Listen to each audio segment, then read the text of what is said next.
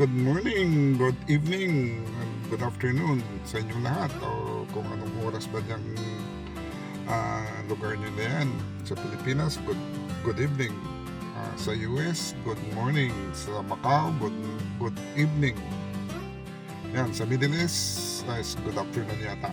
Yan, nandito naman tayo at isang kabanata na naman ang ating gagawin sa ating daily task. Site check, site inspection ng bagong project natin. So ito naman ay bago.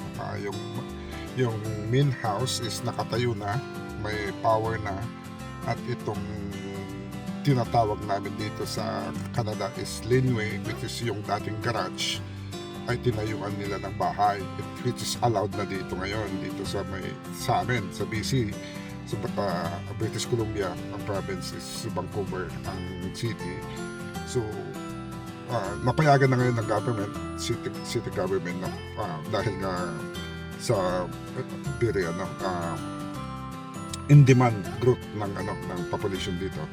So congested ng area, so pwede nang tayuan yung dating garahe, pwede nang tayuan ng bahay. So pwede nilang paupahan para sa mortgage helper nila kung yung may-ari ng bahay. So yun yung patakaran dito ngayon dito sa Canada.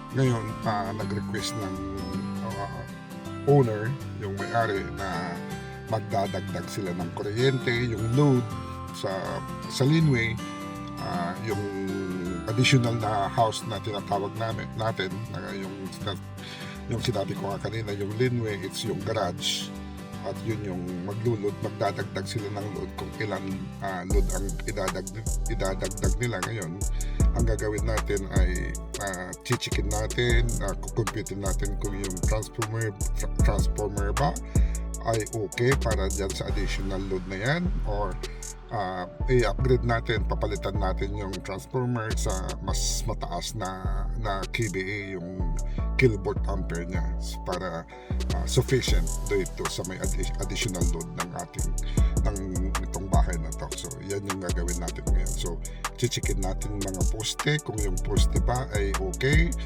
doon sa tinatayuan natin, yung kinakakatayuan ng transformer, yung old transformer, at kung papalitan ba natin na mas malaki, kaya ba yung poste na buhatin yung mas malaking transformer. So yun yung titignan natin ngayon, i-check natin tong circuit nito. So tara na.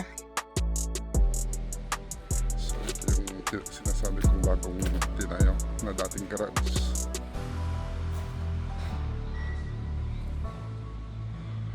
So yan po, so yan naman yung dati niyan old house na sa harapan.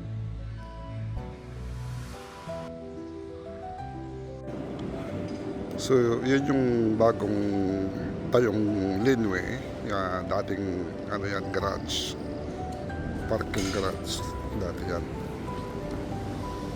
So ginawa nilang laneway. So paupahan nila yan para makatulong sa nila sa mortgage nila. Yan uso yan dito sa sa Canada. Yung garage gagawing bahay, papaupahan para yung upa ay makakatulong dito sa mortgage, kasi mahal talaga ang bahay dito sa Vancouver. Sobrang mahal talaga ang bahay dito. Okay, yan. Thank you all for watching this here video.